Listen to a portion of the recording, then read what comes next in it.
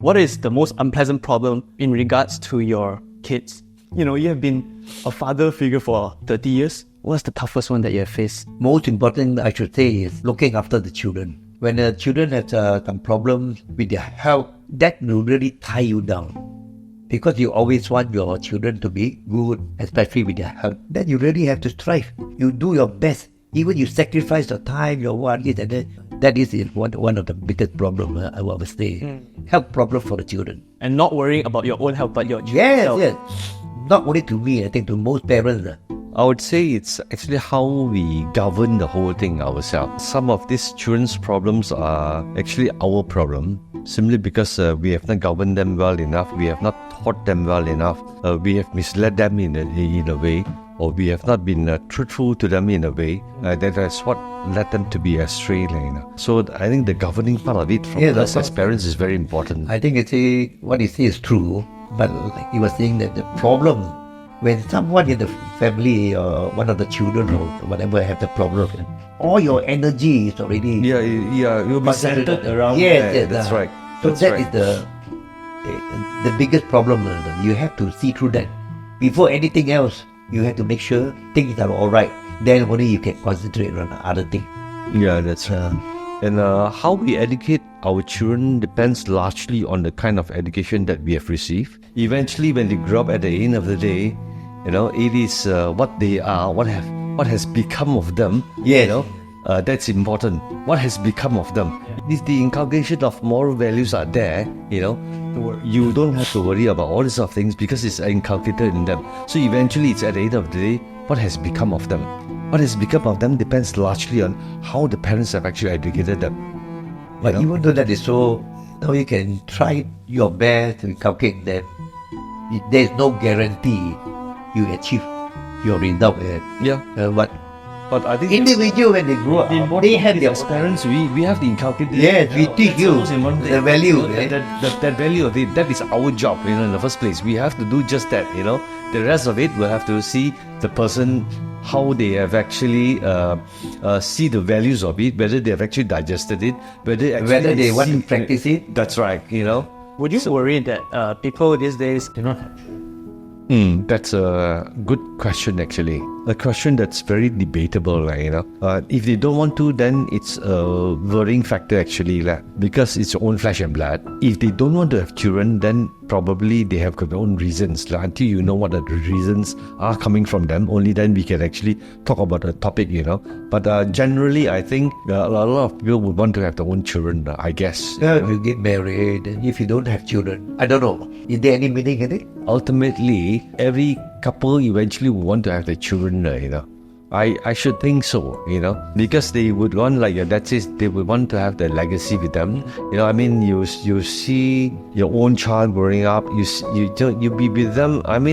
You experience a different feeling altogether, completely together, completely different, when you see your own child being born, I only had a daughter, and the doctor asked me, would you want to see your wife give birth? I said, yes, why not, I said, so I was in the labor room, I actually saw my wife in labor, I actually saw how she struggled, and then what she went through to give me a baby, and then I see the baby inching out from the head, 5 cent coin, from 20 cent coin to a 50 cent coin, from the head coming out, I witnessed the whole childbirth and all that.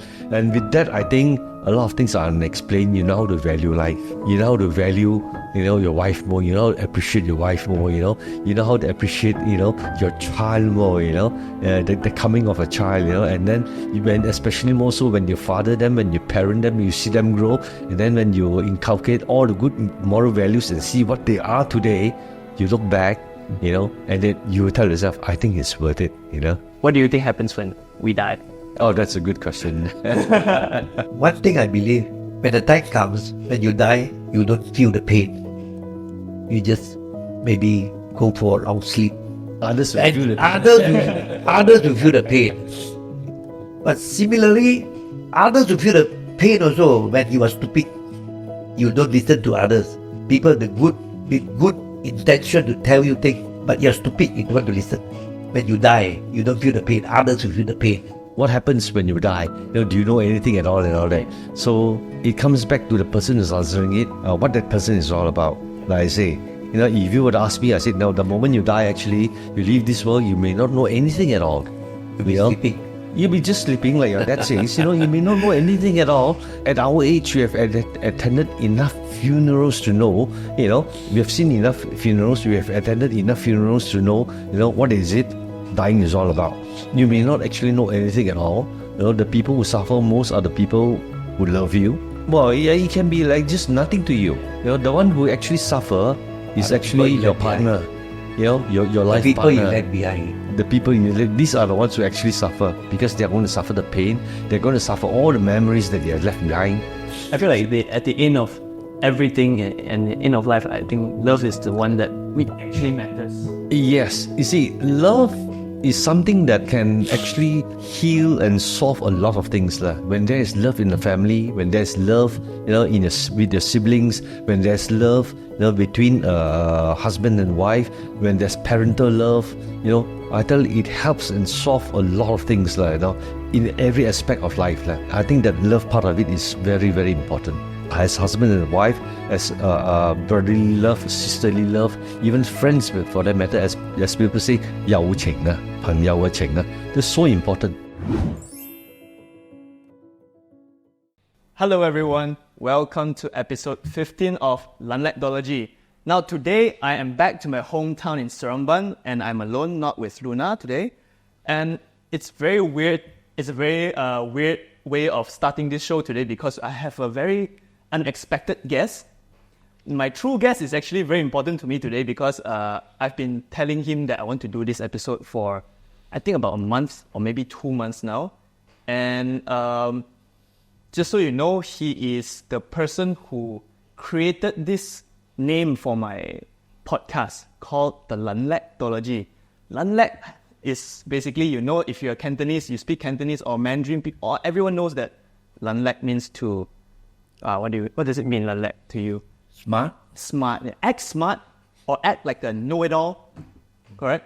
And he actually told me when I was a kid that he said that I'm a very Lanlek person.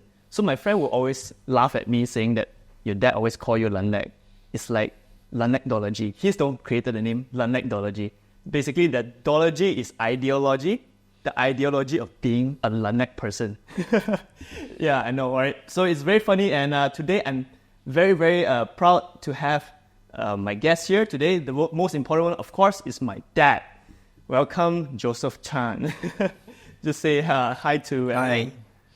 Okay, and we also have his very good friend that he reconnected, I think, quite At maybe perhaps 30, 40 years? Yeah, easily, actually.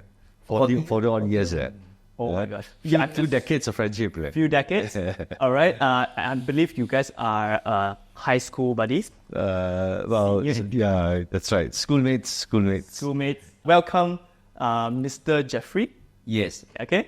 Mr. Jeffrey, I've met you. My pleasure. Yeah. I think once in a blue moon and also quite unexpectedly, maybe for a few seconds only. Today is the first time I actually meet you in person. I get to eat chendol with you. Thank you again for most welcome. for the chendol.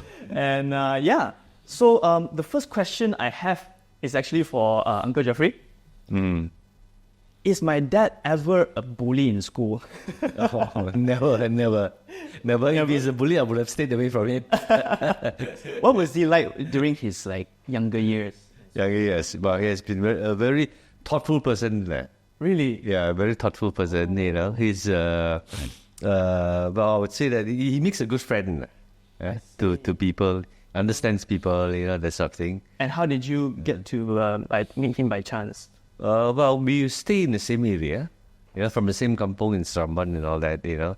So we came from the same school, so naturally the inclination was there. I see. And Pa, what was your recollection of this Uncle Jeffrey when he was young?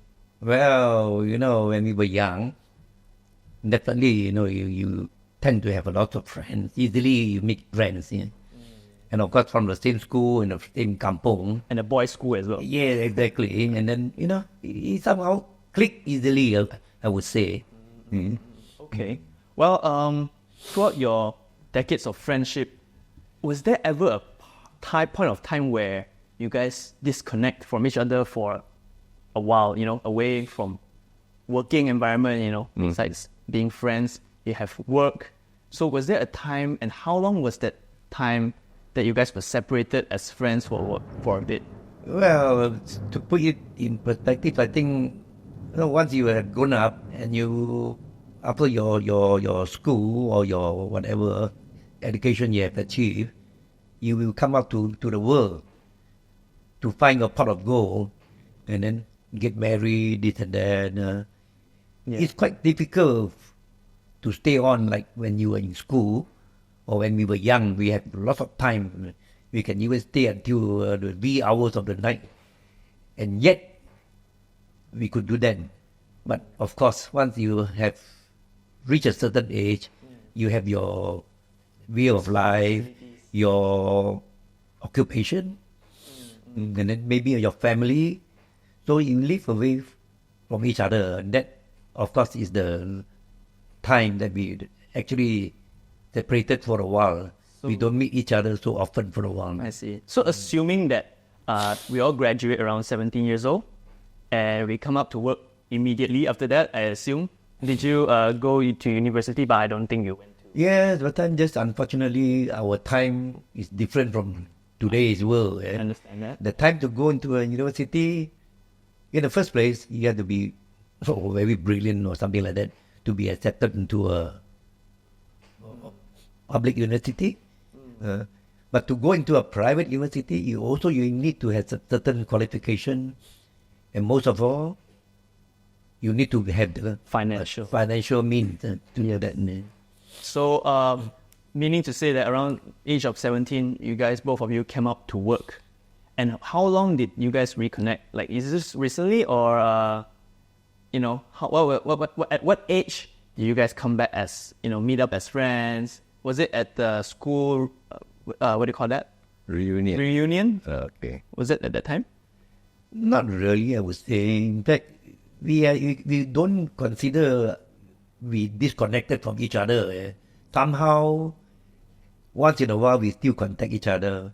Maybe what happened that maybe he's staying not too far in KL.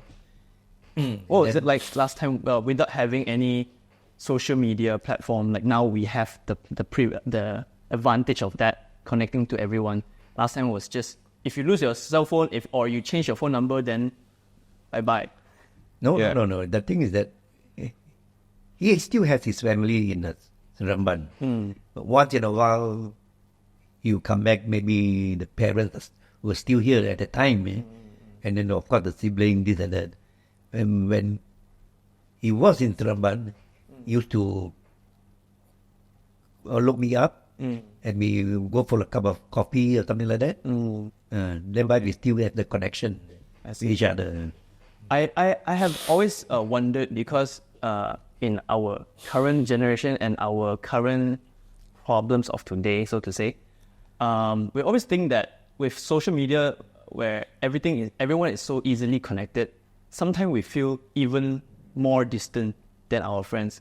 Maybe because I am just in my, I'm currently almost in my 30s, and I'm always thinking about this problem where I don't really get to meet my friends anymore, and I'm kind of worried.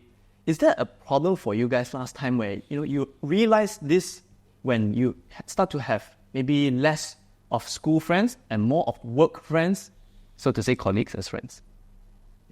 Is it a concern that at that moment for you, do you think? Not really concerned, because naturally when you are working, you meet your colleagues or your working partners or maybe your business associates. You tend to be meeting them more often. Yeah. So more or less, you don't have a choice. Your life is more centered with them, not with your old friends in school or something like that. They will have their own life. They will experience the same situation like what we are experiencing here. So you can't say we are not disconnected or anything like that. But somehow maybe less connected in that sense. But we still remember a good friend is always a good friend. we even until the day when we are asked to go, we are still friends. We still remember each other. That is the meaning of true friendship. Not necessarily you must be together all the time to be good friends. Do you always think that, Mr. Jeffrey, would you think that it's a mutual understanding for all our past friends to not to be together for a moment while we are pursuing our career? Is that perfectly fine for you? Well, I think it is there, because you see, the era then and now is completely different. During our era, we're not talking about what you have now, that you're being so exposed to social media and all sorts of things. But the value of friendship is entirely different. I think we come in connection and in contact with people, more connected in that sense, because social media is just like hello, goodbye, you see each other on social media, you don't get that very personal touch so much.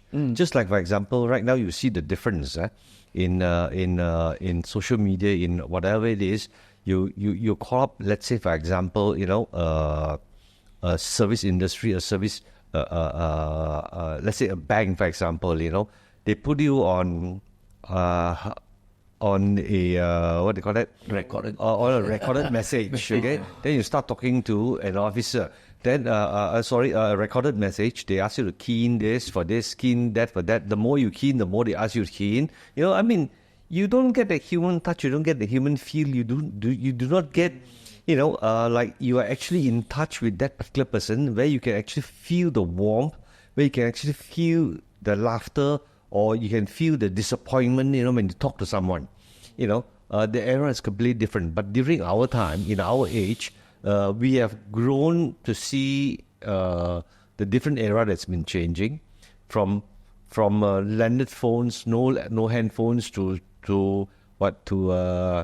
handphones, then later on to smartphones and all sorts of things. But during your era, the moment you're born, straight away you have smartphones and all that. So you've never backtracked, and during your era, you've never experienced the things that we have experienced during our time.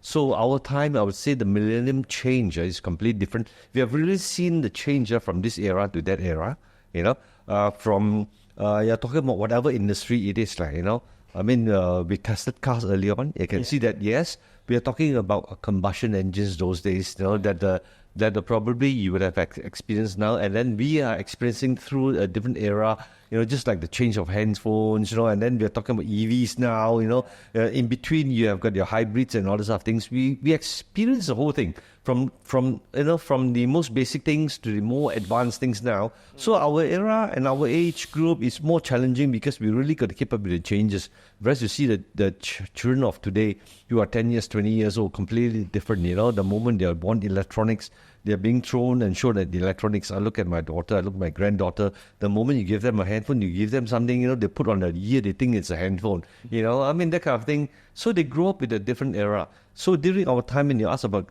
the connection and all that, I think we are probably more connected in that sense. It's more personal. Like I say, more physical, more personal. The human touch is there.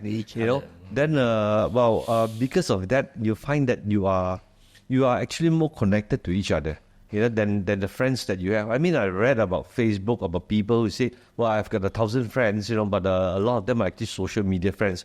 They have hardly actually met them, and then you call them that they are friends, and then they correspond and things like that, and no, during our era, a lot of imaginary things, Whereas during our time, actually, it's the feel, it's the touch, it's the humanity that's being involved in it. Like, that's completely different, So that is the era that I think the youngsters of today, they've never experienced that, By the way, earlier today we tested the Aura number 7 and 07. Which, by the way, I have to tell everyone that Uncle Jeffrey drove like a race car driver today. We were at the back. Me and my dad were at the back. We were moving left and right, because it was so fast. It was so fast, and it was I think it's my first time driving an EV car today. Yeah, that I actually remember lah. And I'm quite surprised that were you a professional driver before this? No, like I've got friends who are involved in rally racing, rally driving. I used to go with them once in a while to learn from them, And my friends teach me a bit of tricks about advanced driving those days. I learned from them, that kind of thing. But not really do read and keep up, with all those things and all that, with development and so on and so forth. Like I say, during our age, our era, if you don't keep up with all these developments, especially with the new things, electronics things and all this, we'll be left way behind, So that's why I said our era, we really see the change. Whereas in this genre, in your era, probably you haven't seen the previous things. Like when I look at some of the things on TV, I watch tennis news, I watch tennis players. I see the old era of tennis players until the new era of tennis players now. Yeah. The new era of tennis players, they interviewed some of them, the newer ones. They give them a cassette player. They give them a what do you call it? A device, a recording device. They can't even tell what is it, because during our era, the way we look at it, oh, this is a cassette player, it's playing music and all that. So we were thinking, the youngsters were looking at it and they were trying to wonder and ponder, hey, what is this? They're trying to guess, the new era of people, because they haven't seen that before. But during our era, we have actually seen all these changes that took place. So I think our era probably it's the biggest challenge, the biggest thing that we have seen, the changes that we have kept up with, And I think we can make comparisons. We can actually advise a lot of the youngsters the things that they haven't seen like 2-3 decades ago. What is it and all these other things. So I think for your era, it's a completely different thing altogether. What you see now, man. What you haven't seen is completely different from those days, the moment you're born, the children these days, you do not use toys that we used to play with, because our toys are all homemade, and today's toys are basically all electronics, so it's completely different, Would you prefer both? Well, I think it's a learning curve. It's a challenging thing, and I think the challenges are completely different. Things are being innovative these days, invented, and people just use it. During our time, we have to invent things ourselves. To use a pistol to make a gun, we have to use a plank, a plywood. We have to draw the shape of the gun. Then we have to saw it out to make it like a real gun. To use cherries, to use rubber bands, and how to shoot, that kind of thing. But right now, you don't get kids doing all this anymore, all right? It's not so hands-on. They just go to hypermarkets, they buy a toy gun and they play with it. That's all. Those days, we have to shape the gun ourselves, So it's kind of different. So our era, I think it's more challenging in that sense. Whereas the era of these days, it's all prepared, done for them, and those sort of things. During our time, with a piece of stone or block or something like that, we can create a game about it. Yes. I remember something like, you stand at a distance, you draw a line, and who can throw closest to the line will win. We can create a lot of games out of our own creation. You give us a bamboo stick or two sticks, a long stick. We can cut it into 2 pieces, and then we can have a marvelous game of it. We devise our game itself. Games that you have never played before. I mean, it's kind of different to explain to you, but when you really see us play, then you say, hey, you didn't know that just with 2 sticks, these guys can play the whole day long, Just with a rubber ball, they can play the whole day long, I try to imagine that scene, but obviously it's very hard for me. Yeah. I've asked questions to people who are born in the, what do you call it? Where was Calvin born again? 1980s. 86. Yes, correct, 86. Their answer is a bit different. Oh yes, completely. Yes. And then my own experience of having toys, which my dad easily bought for me last time. I had Game Boy and all this digital stuff. That's right. Right, it's completely different. So, but before I want to jump into this, I actually want to ask personal questions about being a baby bloomer. Okay, obviously I am a Gen, I don't know if I'm Gen Y or Gen Z, but 90s baby. Asking someone who is a 50s baby. Let's start with you, my dad. I want to ask you, right? I met you during your second, I think the second half of your life. Can I say that? Right, second half. What were you the same? Were you the same person in your first half of your life, which I have not met before? Well, of course, maybe we're young, maybe just out of school, this and that. Our lifestyle is much different. We live in a world quite carefree in a sense. We have what is provided for us. We make good use of it. Whereas, compared to kids nowadays, they have everything. Everything is provided in the sense that, you don't even have to ask for it. You get the best from the parents or the guardians. For us, we don't have such a opportunity. There's no such privilege. And then you have to do Whatever it takes. Whatever it takes to better yourself. How you want your life to be, how your imagination, what you want to be. There's no choice. I can't say, my father, because not like now, the father will give you the best. Education-wise, material-wise, whatever you name it, you get it. Of course, if you are lucky enough. For us, even though your father, your parents may have the means, but those times you don't have such, should I say, products to make your life, like the quality of your life, this and that. I understand that. So whatever is it, like Jack here just said, our lifestyle is different. Even in school, we don't need to run around, I need a drink. We just go to the tap and turn on the tap and drink water from the tap. Those days, it's like that. The water, they are cleaner. The environment is better. We don't get sick out of that. Nowadays, you have filtered water. You need mineral water. You buy one small bottle, 500cc, maybe cost you about 2 ringgit. Those days, we get it for free. So, a comparison like that, you can see how much time has evolved. And then, if maybe you're born luckier, at the time you're lucky, then... Our genre is completely different. We were totally carefree, independent in the sense that, whatever we want, when you come out of school, when you start working and all that, we have to get it ourselves, we have to fight for it, we have to work for it, that kind of thing. And then, we need to, the moment you come out to work after college and all that, it's survival. So everything, what we are, we made it ourselves. Well, then the moment you come to work, you got to look at your finances, your financial resources, we don't get help from parents, then we have to devise plans, a saving plan, how we have to save up for our basic needs, what do we need and other things, when you work, we got to save up to buy a car and stuff like this. Slowly progress. Yes, as we progress on, then, see, I think, during our era, because of the rigmaroles, that we have in life that we have gone through, all right?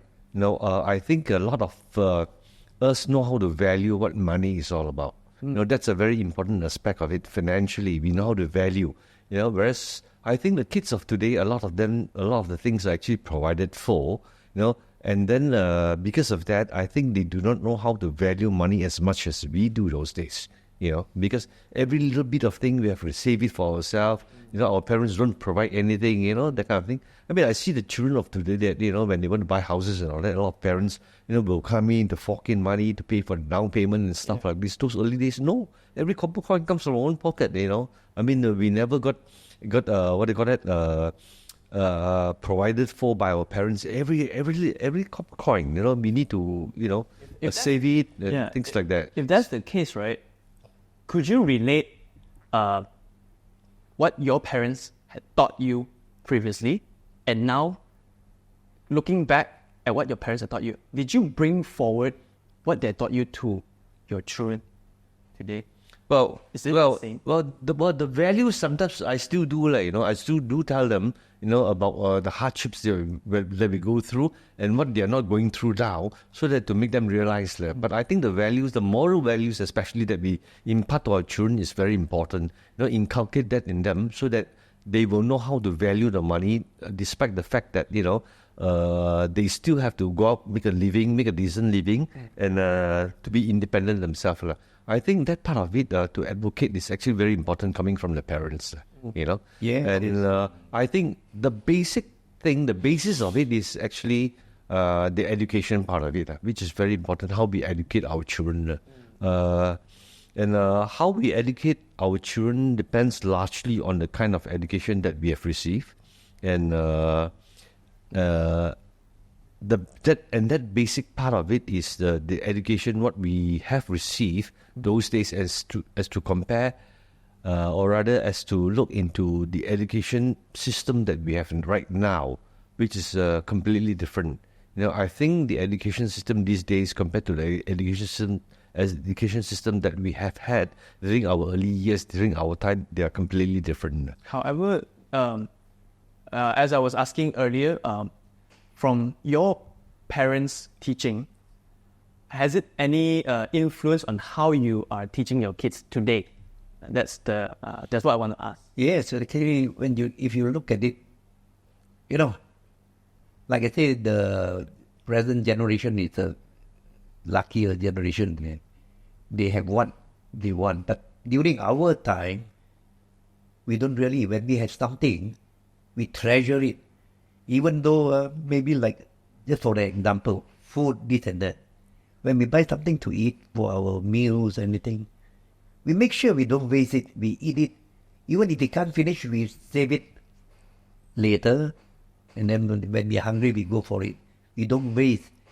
But nowadays, if you can see, children nowadays, or even young adults, when they go and eat, they will, in a way, they want to show off in a way. I'm not saying what to, because they can afford. Yeah. They want to go to maybe a posh restaurant or something like that, and they eat. They order whatever they like, and they don't even finish it. Sometimes they just leave it the food. But for us, when we look at it, it's a really waste of money, which our parents never taught us. To waste food So- in that way. So today we must teach back our children, do not waste.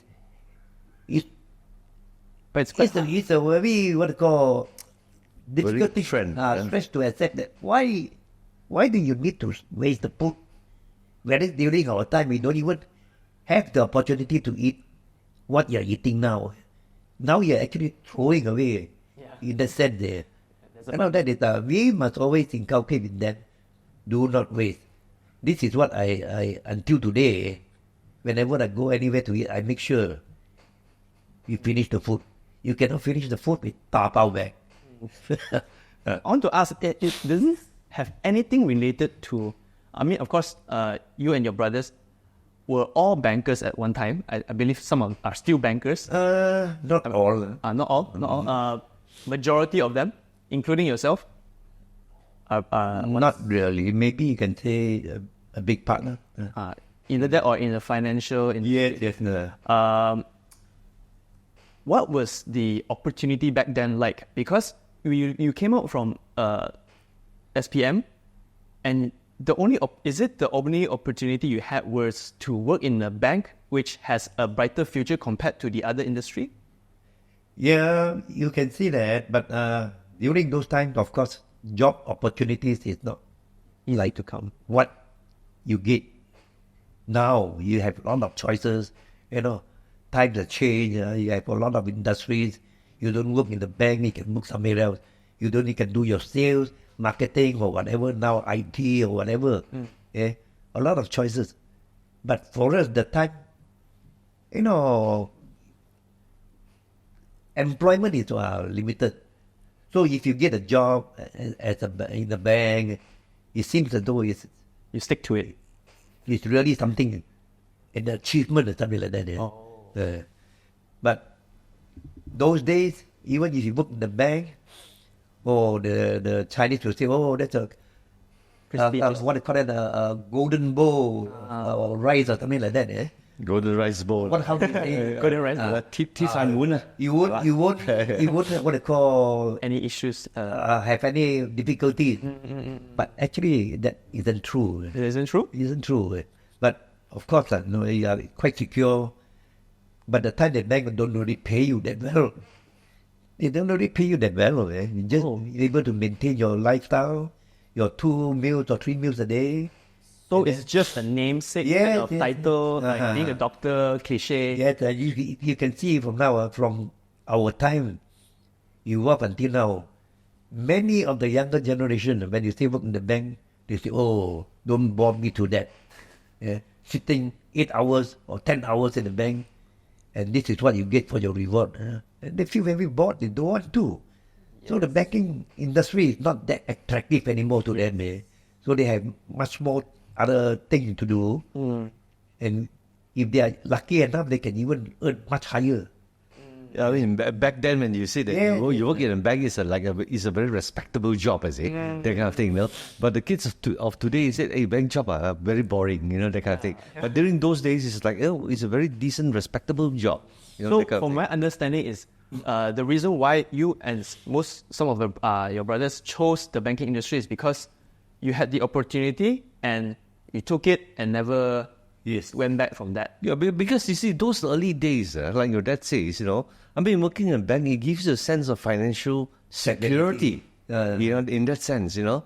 I mean, it's compared to quite a lot of other industries, you know, it's like a more stable job, a very respectable job, you know, that kind of thing, you know. So there's no such thing as hopes and dreams in your generation. Can I say that? Yeah, the hope that, of course, you hope you can, what you call, rise to a higher position or something like that.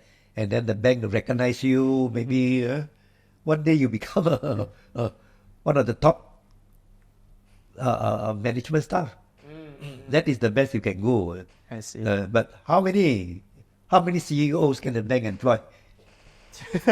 That's true. Yeah. Okay, there is one statement that my dad used to tell me. This statement, I think you told me a few years ago, which is, you said, a quote again, "A day without a problem is not a day." And in my previous episode 14, I've actually talked to this to my girlfriend, and she's like, "Wow, that's a very strong sentence to say." But we can all relate to that somehow or other. Can you elaborate your point of your perspective or your hardships or something that you have been through that made you think that a day without a problem is not a day? Problems comes in all forms, you know. It can be financial. It can be your work problem. You know, you face problem in your work. Sometimes you are not what I call so well versed with your work. You have to learn from this and that. You know, for us human beings, we need to have some problem so that we can find out what the problem is, and from there we learn and we progress. And make us a better person. Other problems like, you know, you meet a lot of situations, problem with your friends, disagreement, or even your parents, or even your siblings. You know, they each individual, they have their own Way of thinking. You can't impose on them what you are thinking. And so there are differences. We need to overcome. All these are problems. So how you handle your problem, that is important. So I should choose what problem? Yes. My priority. Your priority, but you must also make sure that your problem doesn't create more problems for the other party. You try to come to a amicable solution. Position. There's a win-win situation. If you can achieve that, you can consider yourself successful. Problems are solved. Something like that.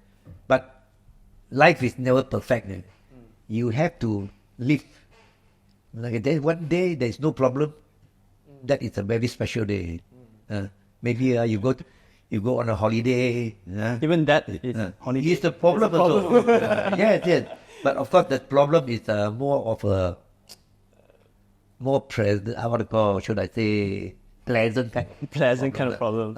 You want to go to what they call a certain place. The problem is, are we going to go? Are we going to go by taxi or what they call other means of transport? Yeah. Somehow things do crop up, and then you have to see how you manage the problem. Then you can achieve something. I have another question for both of you, Dad. What is the most unpleasant part of your life, unpleasant problem when in regards to your kids that you have faced? I mean, you have been a father figure for 30 years, more than that. What's the toughest one that you have faced? Of course, problem is maybe most important. I think I should say is looking after the children. When the children have some problems with their health or whatever, that will really tie you down, because you always want your children to be good, especially with their health. When they come up, they want them to be healthy, so they can do and achieve their life.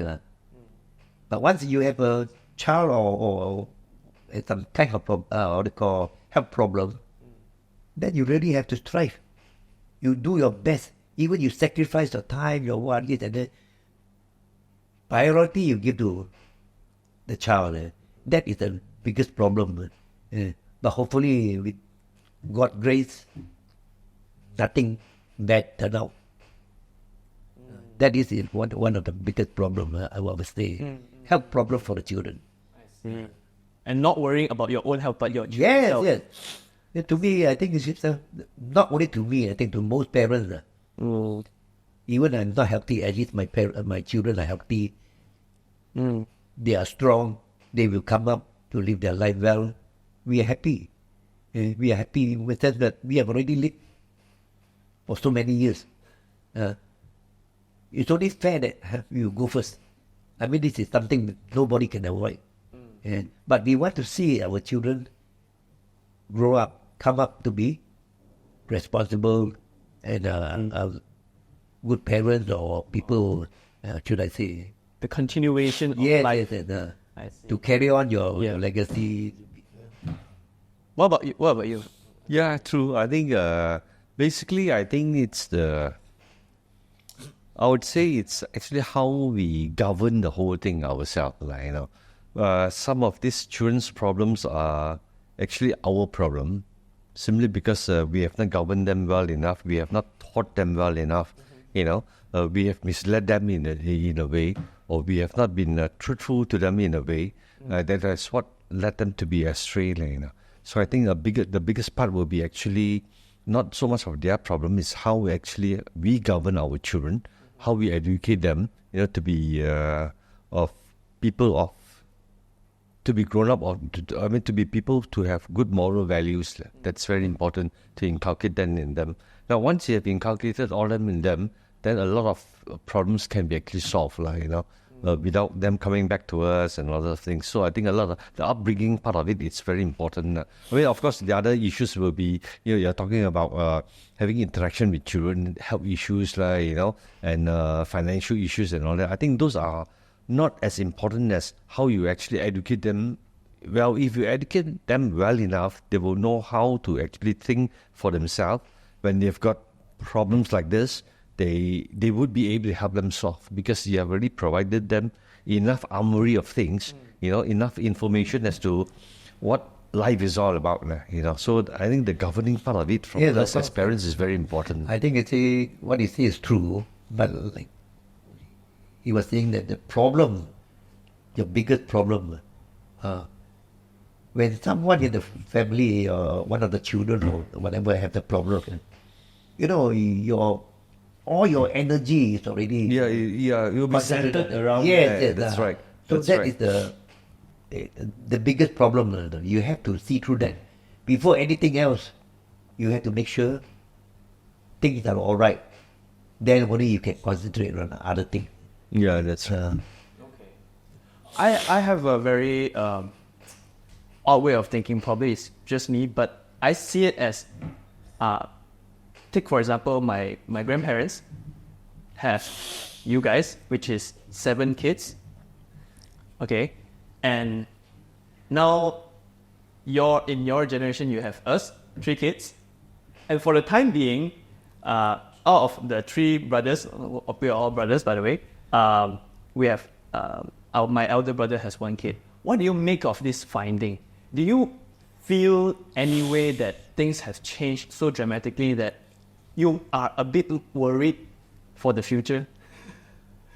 Not really worried, but I know somehow kids nowadays, or should I say adults nowadays, they will know how to manage themselves well.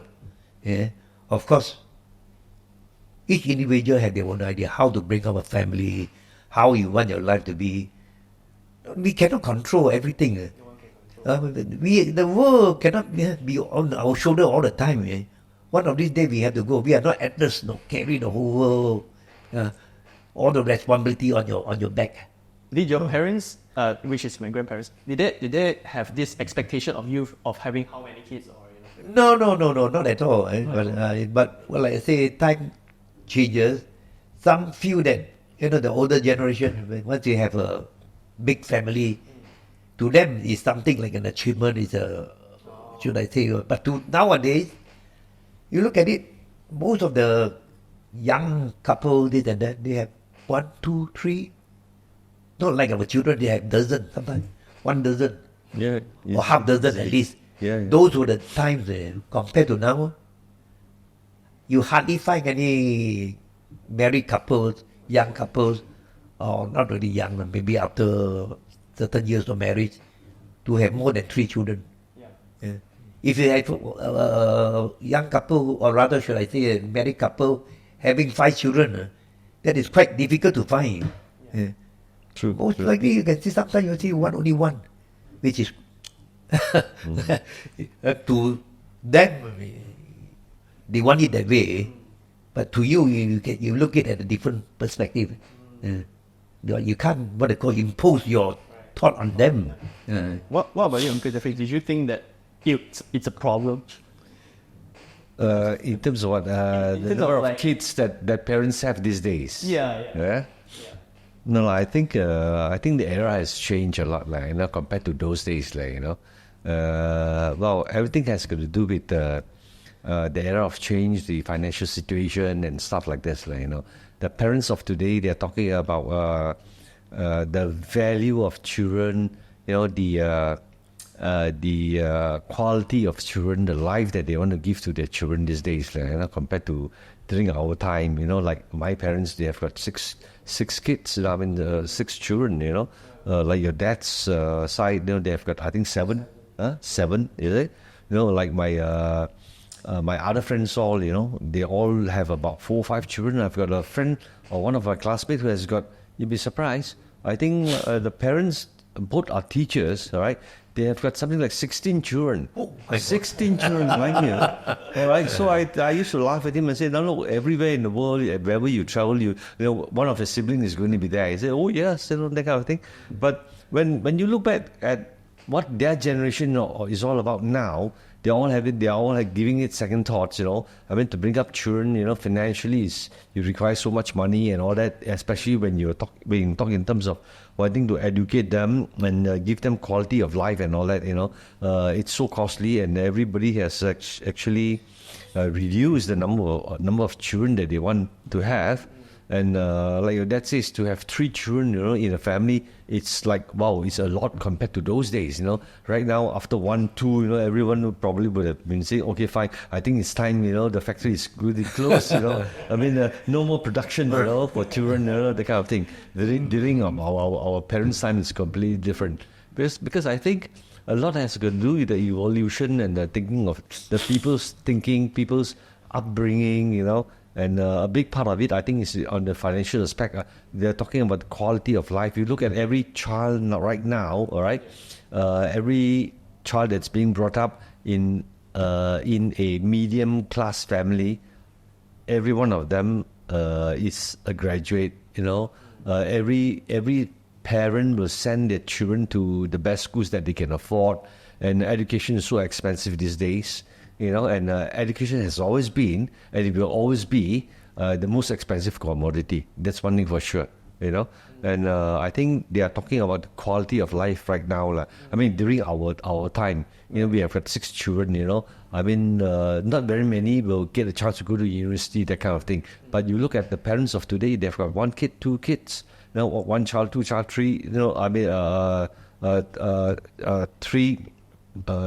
3 children and all that. I mean, a lot of them are actually well educated. A lot of them go to colleges, go to universities. A lot of them are graduates and all that. During our era, no. I mean, one of them in the family, if you are a graduate, is really an achievement, that kind of thing, is it?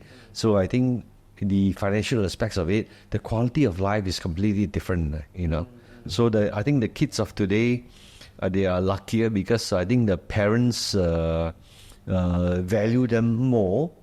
No, not to say that our parents don't value us, but I think that the era is very different. Limited. They've got limited resources and all that. No, I mean, much as they would like to provide for everyone, but the time, circumstances, situation may not allow them, So a lot of us come out to work at a very early age, after our secondary school and all those things.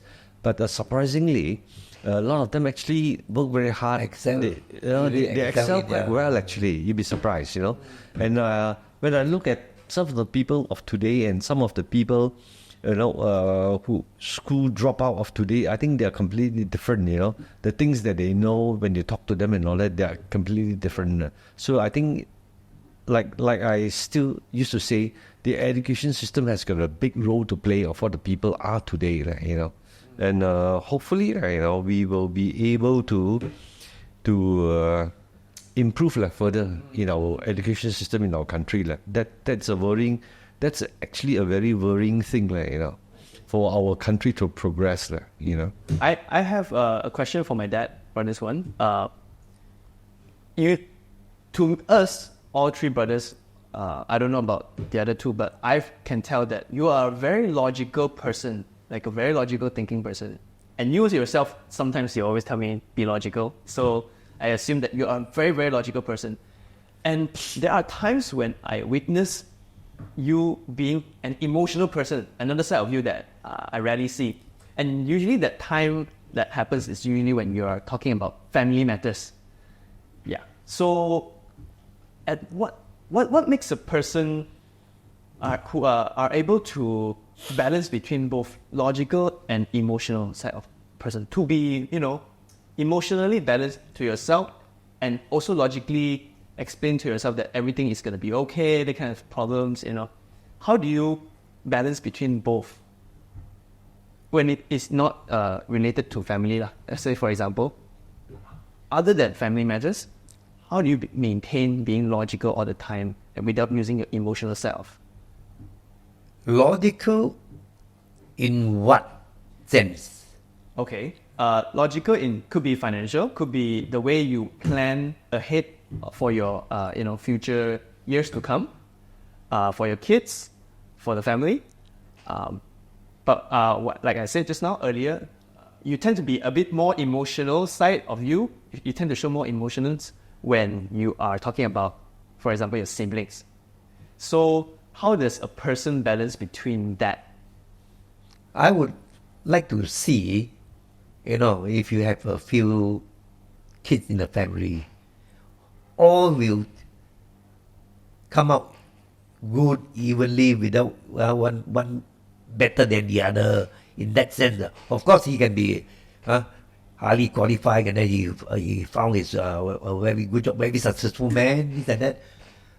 But if you are that successful compared to your maybe another sibling who are not so successful and maybe find difficulties in life also. Now, if I am the parent, I'm the father, and I have the financial means, who shall I help more? Logically, who shall I help more? Definitely the other one. You can be the elder one or can be the younger one. It doesn't matter, but I hope their life, to bring up their life as best as possible. One is already so successful, you don't even have to worry anything. Maybe he can even provide for you, right? Like the older generation say, oh, I have so many children. When I grow old, when I don't have any job left, this and that, and when I grow old, I need them to look after me. But now, it seems as though if this particular son is so successful, how do you expect me to support him the more instead of supporting the other one who is not so successful, right? So what I have and what I can provide, I'll definitely give a bigger percentage to the one not so successful. Hopefully, with that he can come up. You don't need somebody to be successful and become so successful that they don't even lost their sense. That is your sibling, right? Your brother from your own flesh and blood, your fathers. Don't you want your brother or sister or who to come up well, isn't it? But what if the more successful brother tells the younger or older brother saying that which is not so successful, he will tell them that everyone has the ability to make his own future or create his own opportunity. It's just that you didn't do that. So why is that my responsibility to ensure your success? What if he's saying that? What would a father think if that's the case? You mean you say you cannot ensure success? How to ensure success? You can only help. You can help them, and then of course, how successful depends on the person itself, isn't it? Even how successful I am, I can't depend on my father or my mother to bring me up. Unless those are born with a silver spoon in the mouth, the parents are bounty billionaire. You don't have to work. I put you as the CEO or which company. Your salary is so much already. Maybe 50,000 per month, or what they call top up with a bonus, handsome bonus at the end of the year. You don't even have to worry about it. That is different. For us, generally the average person who don't have such a luck, who are just ordinary wage earner, they save up this and that. So they have to really look at their financial position and help each and every one of the family members. Those who are more successful, of course, not to say don't help them. Maybe they should, in the other way, they should be helping you. They are financially sound. They are earning good salary, and maybe their income is more than enough to maintain their lifestyle. Whereas this one was so poor, you can hardly afford a car to send the children to school. Something like that. But the more successful brother would not be obligated to do. Yes, but that's not how you want to teach them. Precisely, that's what I was saying. You can, as parents, how do we inculcate the moral values into your children? How you teach them, how you educate them? Because eventually, when they grow up, at the end of the day, it is what they are, what has become of them. Yes. That's important. What has become of them? Yeah. If the inculcation of moral values are there, you don't have to worry about all these sort of things because it's inculcated in them. So eventually, it's at the end of the day, what has become of them? What has become of them depends largely on how the parents have actually educated them. But even though that is so, you can try your best to inculcate them. There's no guarantee you achieve your result. But I think individual when they grow up, they have their parents. We have to inculcate. Yes, we teach you the value. That value of it. That is our job. In the first place, we have to do just that. The rest of it, we'll have to see the person, how they have actually see the values of it, whether they have actually digested it, whether they want to practice it. That's right. So it's our duty to inculcate all that in. When you come to the world, a lot of things changes. Some you look at it, I want to be so successful. I want to have this. I want to be famous. All these other things. They look at it in the world. This is something important to them. But that is not what we inculcate. Then we want them to be a good person, you know. At the end of the day, what they are going to be like, or going to become, that's important. Even though that is what I say, there's no guarantee they will follow your our teaching. advice, our teaching, and what we advocate and things like that. Okay. You have 3 male sons. What happens if one of them were a daughter? And would that change your perception of playing the fair game, or would you treat the daughter a bit more better than the 2 brothers? No, not really. I think I will treat them equally. Equally? Yes, equally in the sense that, of course, when I treat them equally, I expect them to be, they honor you just as well. Not one who will go against you, this and that, for nothing, this and that. But as a father, I think most of us, we will try to be very fair. Like I just mentioned earlier, we try to help out all of them to come out well enough. Not one who is so successful and the other one is so downtrodden, something like that. No, yeah. True. We want everybody to come up, so that at least you can tell yourself, you go in peace, isn't it? If there is a technology that allows you to, it's like a VR headset, just imagine that allows you to see, if last time if a video camera is invented earlier in HD, 4K probably, and it will replay the same memory over and over again, vividly, which one would you choose? Which part of your life would you choose to see? And that it can only be one. I don't really get what you mean by that. So if there's technology that allows you to go back in time, to see something that reminds you of a good times that you had or bad times, it doesn't matter, which part of that would you choose to see? That obviously in your times you don't have the luxury of cell phones to record every single moment, right? So something that even if you are a young, very, very young kid, you can see the time that you couldn't remember probably. At what stage of your life would you pick? Well, if you really put it that way, I would like to see back the happy moments my parents at their best, the time they were not really that rich. I remember my father used to, sing, likes to sing. Of course, singing and Mandarin, we don't understand it. But he likes to sing. And then we were living quite happily, even though we are not rich. But the memory is that no, we are not rich, it doesn't matter. We are happy. Not like nowadays, people who are even rich, but they are not happy. I'm not saying all, but some of them are like that.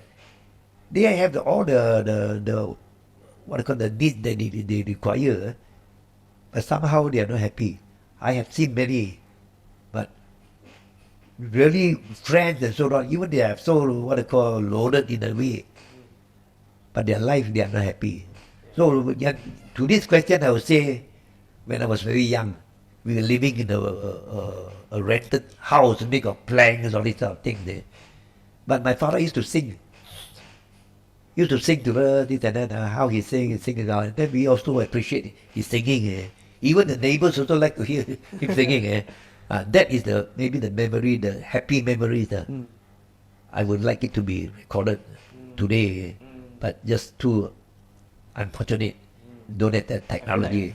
I feel like obviously you would appreciate that moment because there were also the downsides where there were times where it's down, where there are parts of your childhood or what happened to my granddad that wasn't that pleasant. So you would appreciate more of that moment, being happy. Because for me, right, and how I see it, I mean, I see mom singing all the time.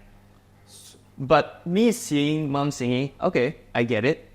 I'm happy, but it's not the same value that the kind of appreciation I get from how you feel, because the time was tougher. Those times were tougher, and you value it more than how I usually listen to mom singing and I appreciate the moment. The kind of appreciation is different, I would say. Yeah, true enough. But we haven't come to a situation like that. But my own situation, my dad, your grandfather, at one time, he was really in a financial problem.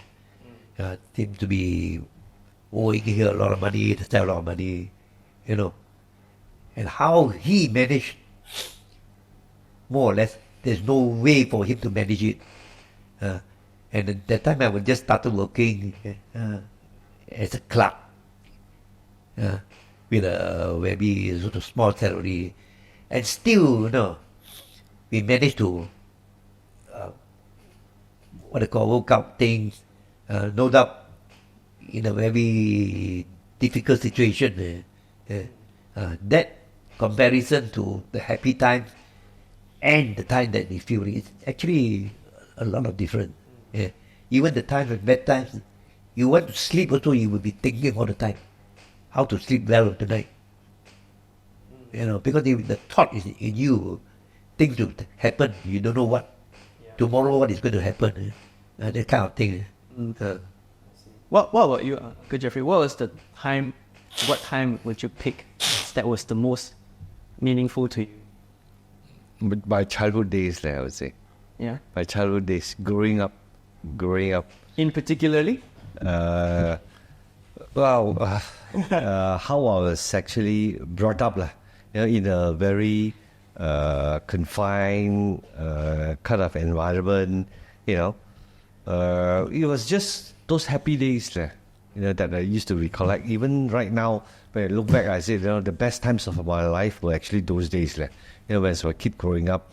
That was even before I was a teenager, that kind of thing. I think that part of life was actually my most interesting, and that has always been treasured, And then if I were to relive my life again, I would say that, I would like to live that part of it over and over again.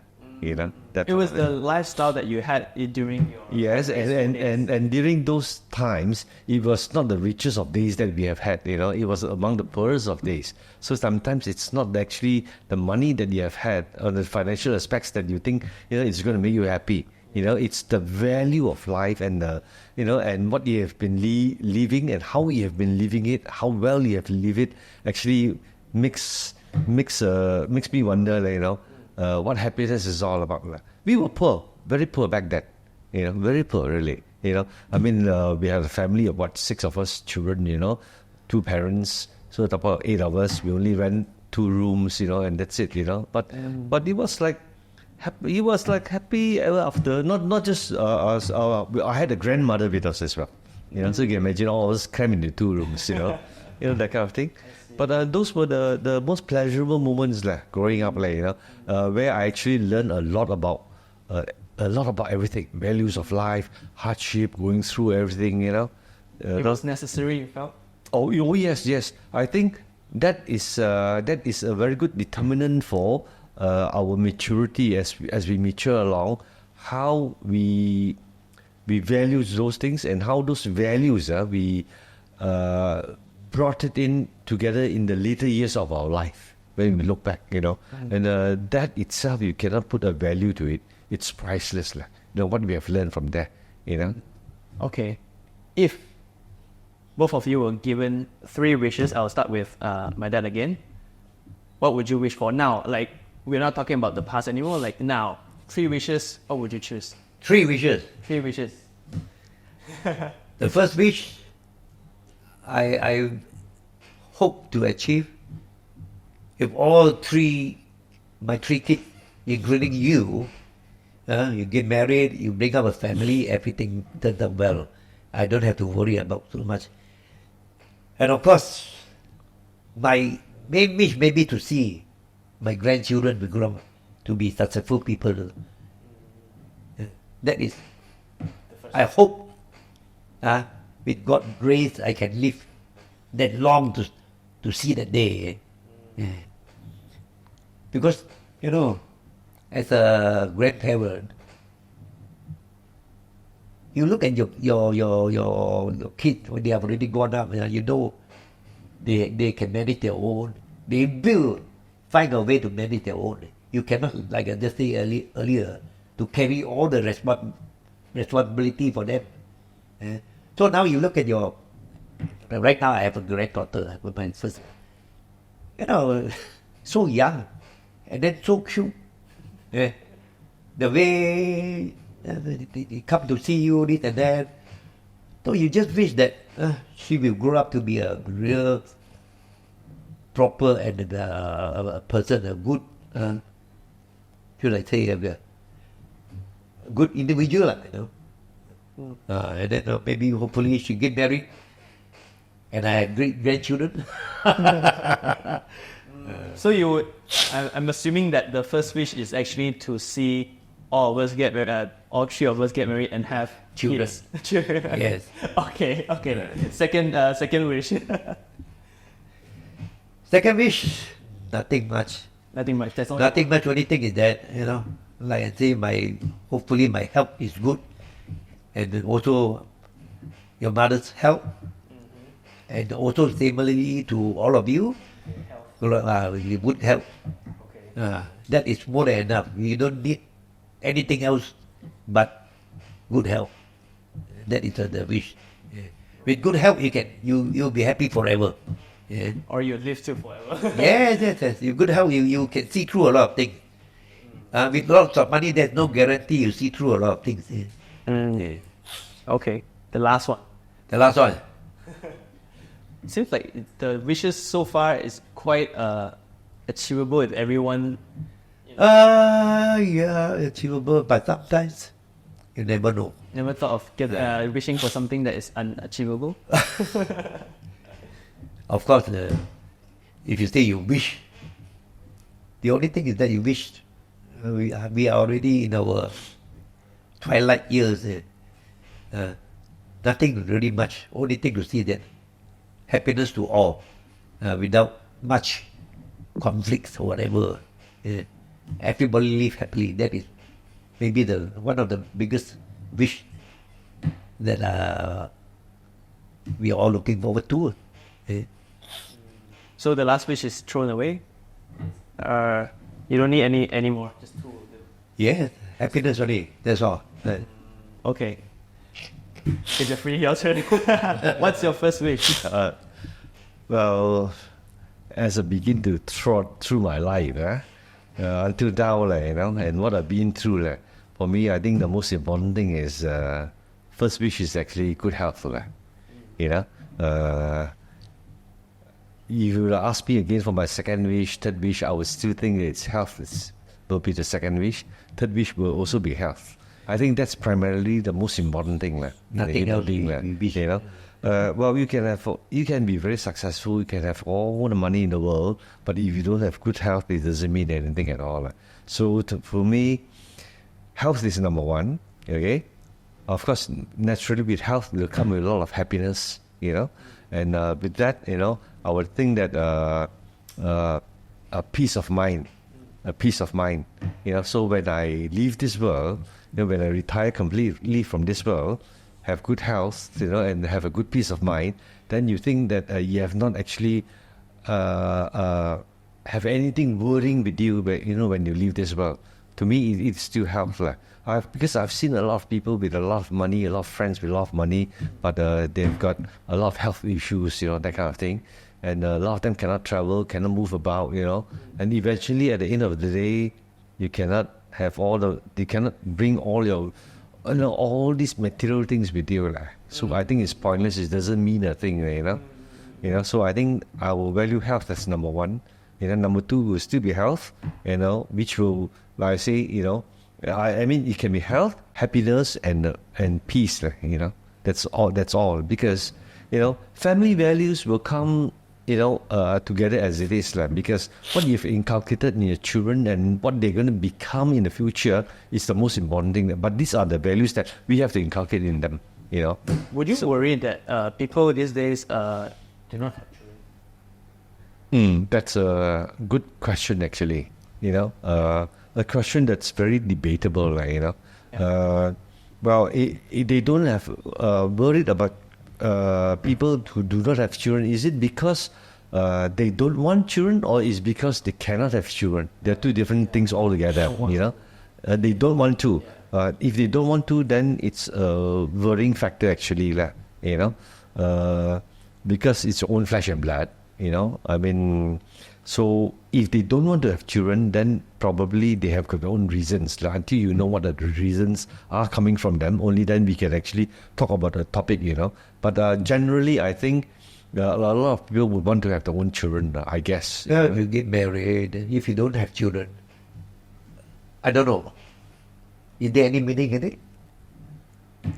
You get married, you want to bring up a family to carry on your name, isn't it? Maybe a Wong, carry the Wong family legacy or whatever. Yeah. So you marry just for the sake of marriage, I don't see any meaning, isn't it?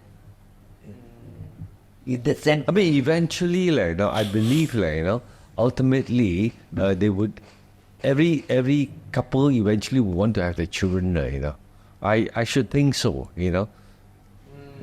because they would want, like your dad says, they would want to have the legacy with them. You see your own child growing up, you be with them. You experience a different feeling altogether, completely together, completely different, when you see your own child being born, I don't know. I only had a daughter, and the doctor asked me, would you want to see your wife give birth? I said, yes, why not? I said, so I was in the labor room. I actually saw my wife in labor. I actually saw how she struggled, and then what she went through to give me a baby, and then I see the baby inching out from the head, from a 5 cent coin, to a 20 cent coin to a 50 cent coin, from the head coming out, I said, witness the whole childbirth and all that. And with that, I think a lot of things are unexplained. You know how to value life. You know how to value, your wife more. You know how to appreciate your wife more. You know how to appreciate, your child more. The coming of a child. And then especially more so when you father them, when you parent them, you see them grow, and then when you inculcate all the good moral values and see what they are today, you look back, and then you will tell yourself, I think it's worth it. When you grow old. That's a very good picture. When you grow old, eventually, when you look at all of them, when all of them have become what you want them to be, because you've inculcated all the right moral values, and then you look back when you are in your twilight years, you tell yourself, yes, I think, whether you are rich or not so rich, then you'll be thinking back that, yes, I think I've done the right thing, my children have grown up, I've inculcated all the right values, they are all of good personality, character, they are not of, they're not like bad hats and stuff like this. Then you feel that you have actually done your part as a parent, you groomed them well, you brought them up well, that kind of thing. When you look back, sometimes you may, you may even tear. You may even tear when you look back at all the years, and you will tell yourself, before you knock off your final journey, you say, I think life has been worth it. Seeing the children grow up of good moral value. So I think that's important. That part of it, I think, supersedes any other thing, like, for example, it supersedes the material things that you have in life. A lot of people who are very rich, you look at the kids are all very spoiled, so they may not have that part of inculcation of the moral values may have failed them. They could be very successful, in what they make, financially, how sound they are and all that. But actually, is that what is really behind them, in terms of the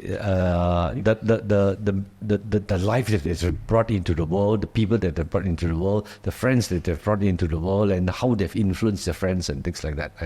So I think that moral part of it, the value of a person, you can actually put a price to that. A lot of people who are rich may not see this part of it, that sort of thing. So eventually, at the end of the day, it's like I always say, it's what has become of you as a person. You can be very rich, but you may not have moral values. Yeah, how well you live your life. That's right.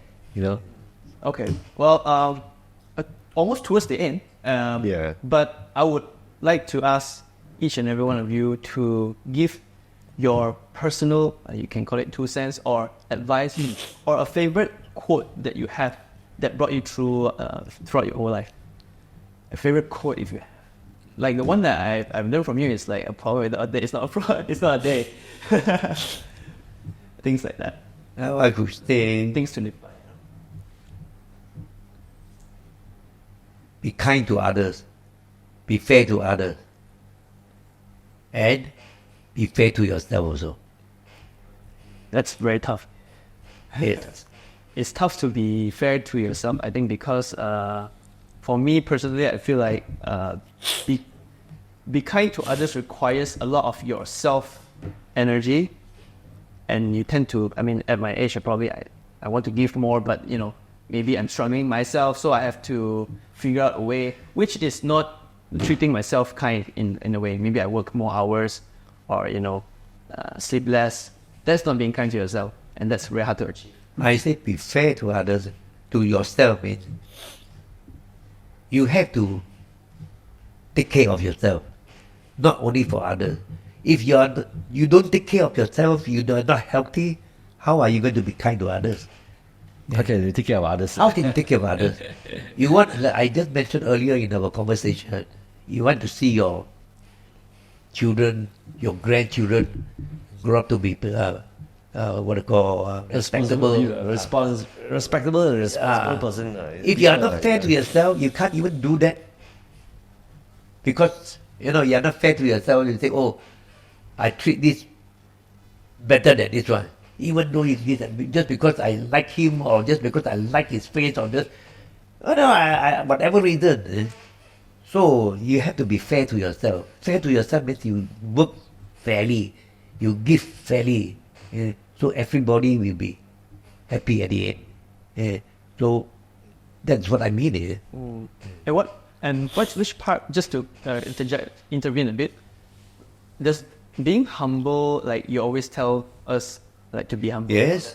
Does it have any relation to being kind? Yes, humble in the sense that, one of the things I hate to see is to boast and show off.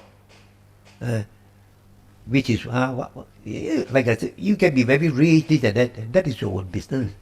Some people, they have the kind of attitude where they say, oh, because I have money, maybe I drive a Porsche, or I drive a Ferrari. When I want to go to the restaurant and eat something, I must park my car right in front, so that I can get out easily and go inside. Nobody can touch. Wow, people will admire my car, this and that. That is one thing I want to say it again. I hate to show off. You have your money, be humble. Okay, you like the car, no problem. You buy it, you have the money, you can afford it. But you don't have to show off others. Because by doing so, I think you are inviting trouble in a way. Because there is not the parking place, you're going to park there. Sometimes somebody come and accidentally knock you, this and that, and create all this kind of problem. Or what if it's a valet that valet service they can park in front? Is that well, if it is a proper parking space, by all means.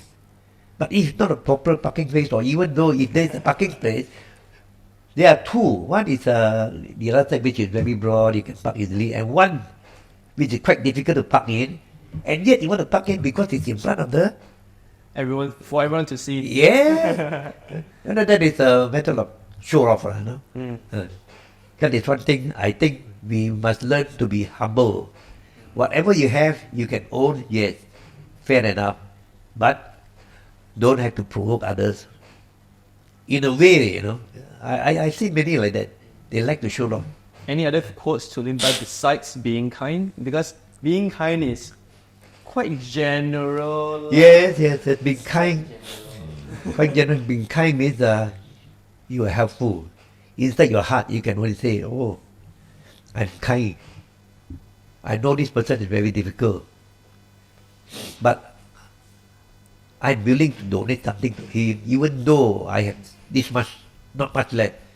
Even if I have $200, I give $10. I still have 190, which I can see through my needs. That $10 may mean not much to you, but to the other guy, it's a lot. Yeah. So this is what I mean, be kind. Not necessarily you have to be, contribute everything. No. You can do whatever, however much or less. Do it. Yeah. I didn't know that you're such a, how do I put it, simple kind of mentality. I thought you have a lot going on in terms of how to live a life with a lot of rules set. Yes, this and that. Rules set, those things I should say. Maybe, sometimes you look at it, you believe in such things, and there are some rules to follow so that there's no conflict.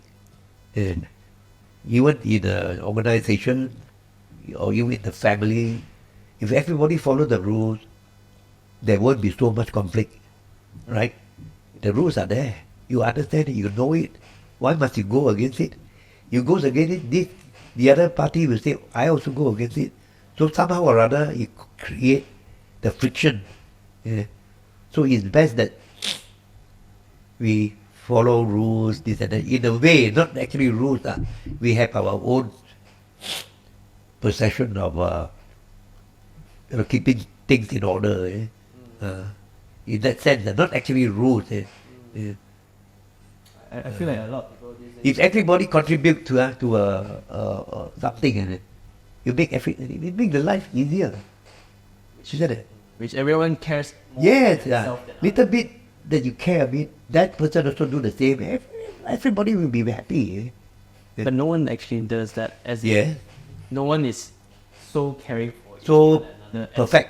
Then be one yourself, okay? It starts with yourself, right? That's right. Then be one yourself. No, you don't have to depend on what the other party thinks. You must show by example. If you do it, maybe one day you influence the other party to do the same thing. The other person looking at you, you're doing it all the time. Why should I be so special? I'm not doing it. You have to lead by example. Yes, in that sense. Yeah. Okay. What about you, Mr. Jeffrey? What do you think? What are your 2 cents to live a long and healthy life? Oh, okay. That growing up or someone in their 30s or 40s can have a direction, to live till 70. Oh, okay. And live in a very gentle and calm manner. I think at the end of the day, it boils down to the person that we are, what we are. Now, you're asking for quotes and all that. Your quotes are coming from famous people or what, that you're thinking about? No, from experience. From experience, Yeah. okay, I've always remembered some good quotes that I've learned during my early years in life. One of them I still remember that always say, and I will constantly remind myself. It says this, remember what you are today, because when you make it, you have a tendency to forget what you were yesterday.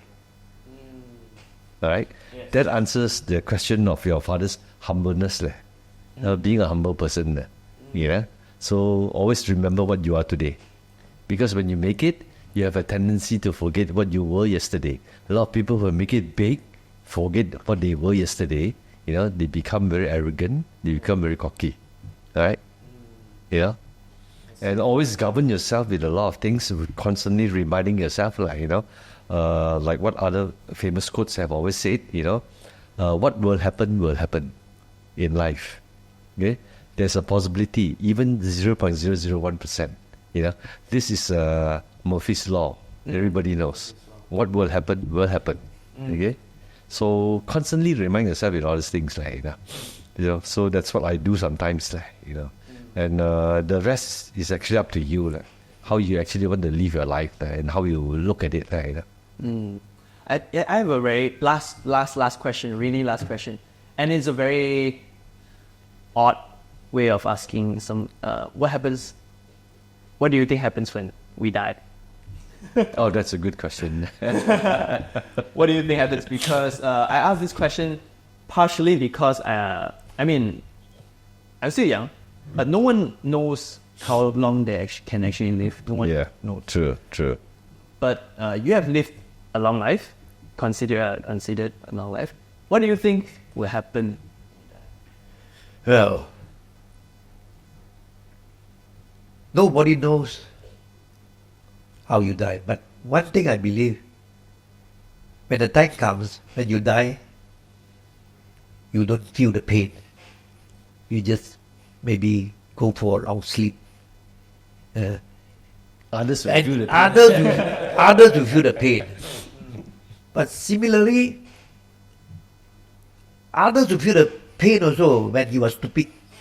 You don't listen to others. People with good intention to tell you things, but you're stupid, you don't want to listen. It's the same as when you die, you don't feel the pain, others will feel the pain. You know what I mean? Yeah. You indirectly also affect other people. Yes. That means you're trying to say that the people who care about you. You have to listen, try to understand, try to obey. I'm sure people who love you never teach you bad things, never want you to face what they call uncertainty or whatever. They want the best for you. Right. Why should I ask you to do something which doesn't benefit me? No, because you love that person, you want him or her to be in good, what they call, state, to make sure that nothing happens. That's it. Understands. Okay. Do you have? Is it the same answer? But this is a very it's a very debatable thing, because it depends on how you look at life and how you perceive. Some people will think in terms of how you perceive religion and what your beliefs are. When you die, it's a good question. Whether you believe. Your question was what happens when you die? Do you know anything at all and all that? So it comes back to the person who's answering it, what that person is all about. Like I say, now a lot will have to do with how they think, how they feel, and of course spiritually and religiously, all that comes into play. And if that is a very religious person, whether that person actually believe in reincarnation and things like that, and if you're talking to a person who is an atheist, then they have a different point of view, So in reality, nobody can actually really know what happens when you die. If you were to ask me, I said, no, the moment you die, actually, you leave this world, you may not know anything at all. You'll be sleeping. You'll be just sleeping, like your dad says. You may not know anything at all. We have, at our age, we have attended enough funerals to know, we have seen enough funerals, we have attended enough funerals to know, what is it dying is all about. You may not actually know anything at all. The people who suffer most are the people who love you, who doesn't want you to be departed and things like that, So, it can be, it's like, it can be like just nothing to you. The one who actually suffer is actually your partner. Your life the people partner. you left behind. The people you left, these are the ones who actually suffer, especially more so when a married couple, when one of them lose their spouse, for that matter, So the one who has left may not know anything at all, but the one that you have left behind is the one who's going to suffer, because they're going to suffer the pain. They're going to suffer all the memories that you have left behind, as a spouse. So when you go off, you don't remember anything, you don't know anything. The one who is being left behind will have all the sad memories. They will have to encounter and to brace, all the things that, they have to go through. It's even more painful than the one who has actually left. This, unfortunately, is what Uncle Jeffrey talking. Yeah, it's Wife quite passed true. away. Yeah, I lost my wife. I lost my wife. Just, to a disease about unfortunate. about 1.5 years back and things like that. So still We can quite still fresh. feel it even for you. Yeah. How you feel. That's why when you come out and be with us, I hope that can lessen your Yeah, your pain. You begin to know how to value life a little bit more with friends and with relatives and the people you love, that kind of thing, So that kind of thing, So it's until until you lose someone that you have loved so much, then only you realize that what love is all about, So sometimes I jokingly, I always talk to my friends. Sometimes my friends will call up and say, "Hey, how do you feel now?" and stuff like this, that you're alone now and all these sort of things, But you think you would like to, to be in the best position, to make you feel good again, I said, if you give me to live my life again, I think if I have to choose anything, I would say that I would like to be in love forever, lah. To be in love forever is the most beautiful thing. That kind of thing. I feel like at the end of everything and the end of life, I think love is the one that actually matters. Yes, you see, love is something that can actually heal and solve a lot of things. When there is love in the family, when there's love, with your siblings, when there's love, between husband and wife, when there's parental love, I tell you, it helps and solve a lot of things, in every aspect of life. I think that love part of it is very, very important, as husband and wife, as brotherly love, sisterly love, even friends, for that matter, as people say, 友情啊，朋友嘅情啊, that's so important, That's why I say, when as you grow older, you begin to know how to value, friendship a lot more, than younger days. When you look back, and these are the people who are with me, when I was young, and until today, you're talking about, you're looking at dad and myself, you're talking about something like about what, 50 years friendship, 5 decades of friendship, that kind of thing. So after 5 decades, you're still around and you're still good friends. You still going out together. And can still share a lot of things together. It's hard to come by, and you can't put a value to that. Money cannot value that friendship anymore. So how do you value that? So that is the thing there. Yeah, Love ultimately conquers. That's right. It helps to heal a lot of things. Like people say, love conquers all. It can also destroy. Yes, it can. It depends on how you look at it and how you take it from there. Like I say, eventually at the end of the day, it's like what has become of you as a person to apply all these things in life. Which you said moral values are very important. Yes. Learn. Okay, I think that's the end of our episode today. It's Good, excellent. Yeah, thank you so much for sharing. And this whole purpose of the channel, besides putting myself out there and learning things, it's also for my own personal archive of things that I could record down. Because my dad's hobby of becoming a photographer last time. He used to take good photos. Oh yes. I used to learn that a lot from him. I used to go into his dark room those days. Back in your old house, he has the dark room there. Yeah. So I believe capturing moments like this is very valuable, and I hope that other people can share this kind of lesson. Oh yeah, that's right. So that's the whole point. So thank you very much, both of you guys. Okay. You're most welcome. Man. Thank you for having us. Yes. Thank you. Thank you for having us. I will see you in the next episode. Sure, right. All the best. Right. Take care. Bye. Bye.